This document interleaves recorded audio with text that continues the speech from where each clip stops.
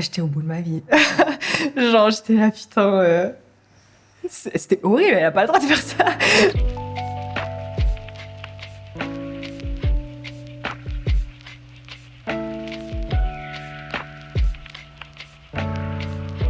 J'ai pris conscience de mon homosexualité vers l'âge de 14 ans à peu près. En fait, quand je suis arrivée en première du cycle, je suis sortie avec énormément de garçons. Et dans chaque relation que j'avais, il me manquait toujours quelque chose et je comprenais pas du tout ce que c'était. Vers le milieu de l'année, j'avais une copine, il y avait un truc en plus avec elle qu'avec mes autres potes. Et je me suis dit, bon ben pourquoi pas lui écrire mes sentiments et voilà. Du coup, je lui ai écrit une lettre qui a tourné dans tout le cycle. Pas ouf. C'était vraiment pas une période facile. J'ai eu direct l'image de la grosse gouine du cycle. Du coup, je suis ressortie avec plein de gars pour un peu noyer le truc. Après ça, j'ai commencé à vraiment plus me poser des questions, du coup.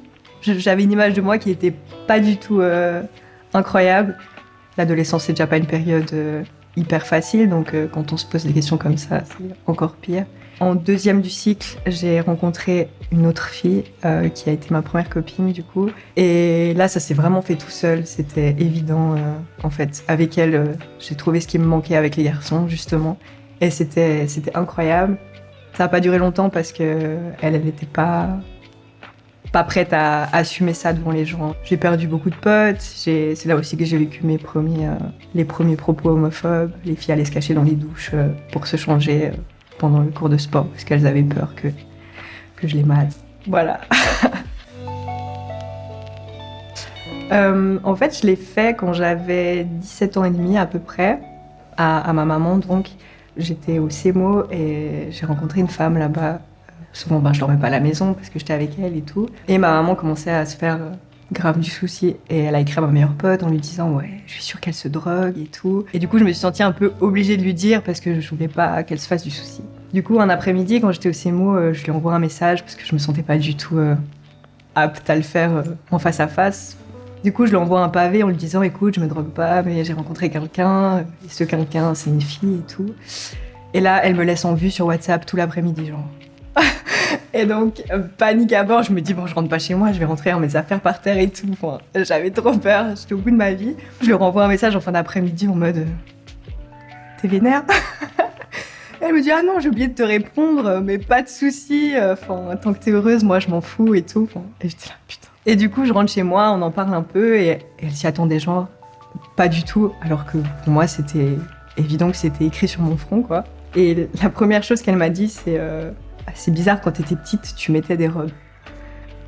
Et moi, j'étais là genre, ok.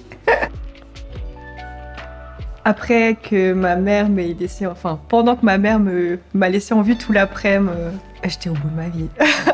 Genre, j'étais là, putain, c'était horrible, elle a pas le droit de faire ça. Franchement, j'étais au CEMO en train de chialer toutes les larmes de mon corps. Dans ces cas-là, on s'imagine 1 million de scénarios en tête. Par contre, après que j'ai discuté avec elle, je pense que j'ai perdu genre 10 kilos des boulets que j'avais au pied, quoi. J'ai vraiment, presque physiquement, je dirais, senti un truc partir, quoi. Et enfin, je pouvais être qui j'étais vraiment et juste vivre ma vie sans avoir besoin de me cacher tout le temps. Perso, dans tous les endroits où je suis allée, les écoles et tout ça, j'ai toujours eu des remarques homophobes, comme quoi j'irais brûler en enfer, que j'étais l'enfant du diable. On est plus fort que ça et il faut tout niquer. Ce sera dur, ok, tu devras te battre peut-être un peu plus que les autres et t'affirmer un peu plus que les autres et montrer qui t'es, etc. Mais c'est magique de pouvoir se libérer de ça. Si je revenais en arrière maintenant, je le ferais bien avant parce que c'était tellement libérateur de le faire que je me suis empoisonné la vie pendant 5, 6, 7 ans pour rien du tout, quoi.